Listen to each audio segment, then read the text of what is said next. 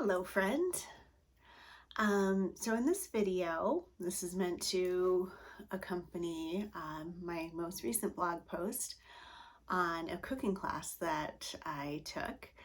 I want to talk more about my why rather than what I cooked and what I specifically learned in the class. So if you want to know more about that, read the post. I think I laid it out all very clearly. I want to talk about what cooking means to me. Cooking has really, it's filled a void for me, a void that's existed as someone who really has not had a lot of hobbies in my adult life. If I look back and reflect, I realize that most of my adult life was spent working.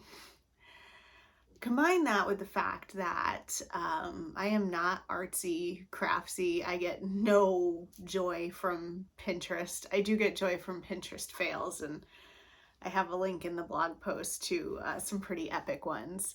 But that's just not my thing. But cooking is a form of creative expression and love that allows me to take ingredients and bring them together into a meal. And we all have to eat, right? So it also feels like a productive use of time, which I've struggled like, oh, well, why am I doing this thing? It's not a good use of time. So that's a gremlin that I'm battling. But at any rate, cooking has been very important to me throughout my adult life. I'm pretty much self-taught, grandmother taught, a little bit from my parents. And I'm an improviser. I don't follow recipes as they're written. I really don't enjoy baking as much because you have to be precise and measure, which I don't really do. So taking a cooking class allows me to pick up little tips and tricks along the way that I can work into my process, that I can make my own. And I've also learned that food can be medicine. It can help or it can harm depending on the composition of your body. So for me, I'm lactose intolerant, and I've noticed that I can consume dairy products, but the higher quality ones tend to be better for me. My husband has histamine intolerance.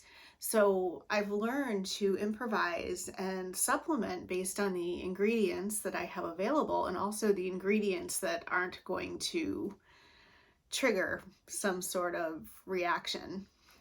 So in the spirit of growing myself and of spending time with some of my best friends, we took this cooking class, and it was a little bit extra special because it took place at a local independent business in my hometown of Southington, Connecticut. And that's just really cool because I'm very passionate about supporting other women entrepreneurs, other entrepreneurs, people who are doing things outside of the corporate realm. So again, in the post, you can learn more about what I cooked. It was amazing. I got a really great tip on brown butter sage sauce, which is like a game changer.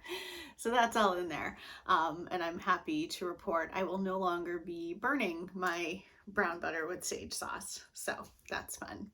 So that's really all I have for today.